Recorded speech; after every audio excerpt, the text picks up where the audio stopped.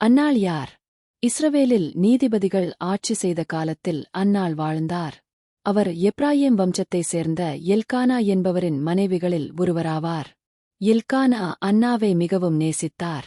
ஆனால் மற்ற மனைவி பெனின்னா குழந்தைகள் பெற்றிருந்தார். அன்னாள்வுக்கு குழந்தை இல்லை.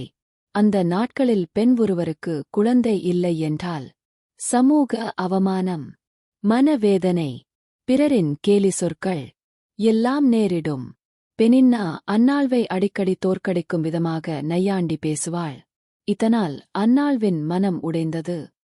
எல்கானா குடும்பத்தோடு ஒவ்வொரு ஆண்டும் ஷிலோவுக்கு சென்று தேவனை வணங்கி தியாகங்கள் செலுத்துவார். ஒரு பயணத்தில் பெனின்னா மீண்டும் ஹன்னாவை கேலி செய்தாள். அன்னாள் உணவும் சாப்பிட முடியாமல் அழுதாள். எல்கானா ஆறுதல் சொல்லியும் அவர் துயரம் குறையவில்லை. கூடாரத்தில் அன்னாள்வின் ஜெபம். ஒருநாள் அன்னாள் தேவாலய கூடாரத்திற்குள் சென்று அமைதியாக ஜெபித்தார். பெரும் வேதனையில் கண்ணீர் சிந்தினார். தேவனை நோக்கி ஒரு நேர்மையான நேர்த்திக்கடன் செய்தார். கர்த்தாவே, நீர் எனக்கு மகன் கொடுத்தால் அவனை அவன் வாழ்நாள் முழுவதும் உங்களுக்கு அர்ப்பணித்து வைக்கிறேன். இது நாசிரேயர் நேர்த்திக்கடன் போன்றது.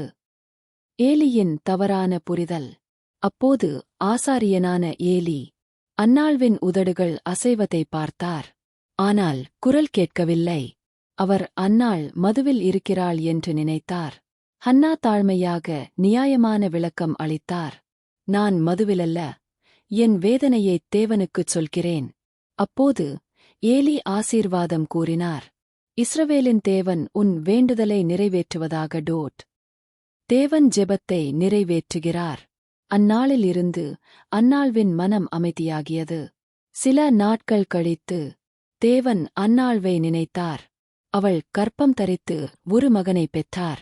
அவருக்கு சாமுவேல் என்று பெயர் வைத்தார். கர்த்தரிடம் நான் கேட்ட குழந்தை. ஹன்னா நேர்த்திக்கடனை நிறைவேற்றுகிறார். சாமுவேல் பாலிழக்கக்கூடிய வயது வரும் வரை அன்னாள் அவரை வளர்த்தார். பிறகு அவர் அவரை ஷிலோவில் உள்ள ஏலியிடம் கொண்டு வந்து சொன்னார். இதுதான் நான் ஜெபித்த குழந்தை. அவர் சாமுவேலை தேவனுடைய சேவைக்காக ஒப்படைத்தார். அன்னாள்வின் துதிப்பாடல். ஹன்னா தேவனை புகழ்ந்து அழகான ஒரு சங்கீத பிரார்த்தனை செய்து சொன்னார். 1 சாமுவேல் 2:1-10 சோகஸ்மைலி. தேவனின் வல்லமை. நீதியியல். தாழ்மையுள்ளவர்களுக்கு அவர் செய்யும் நன்மைகள் எல்லாம் அதன் கருப்பொருள். மேலும் கிடைத்த ஆசீர்வாதம். அன்னாள்வுக்கு பின்னர் மேலும் 5 குழந்தைகள், 3 குமாரர்கள், 2 பெண் குழந்தைகள் தேவன் அருளினார். சாம்வேல் பெரிய தீர்க்கதரிசியாக, இஸ்ரவேலின் கடைசி நீதிபதியாக, சவுலையும் தாவீத்தையும் அபிஷேகம் செய்த தீர்க்கதரிசியாக வளர்ந்தார். அன்னாள்வின் கதையின் பாடங்கள். உடைந்த மன ஜெபத்தையும் தேவன் கேட்கிறார். உண்மையான விசுவாசம் அர்ப்பணிப்பை உடன்பட சங்கிலிகளுடன் கொண்டது. அவமானத்திற்கு பின் மகிமை வரும். ஆண்டவரின் காலமே சரியானது. இவ்வாறு அன்னாள்வின் கதை. துயரம், ஜெபம், விசுவாசம், ஸ்தோத்திரம், ஆசீர்வாதம் எல்லாம் சேர்ந்து நிறைந்த ஒரு நம்பிக்கை கதை.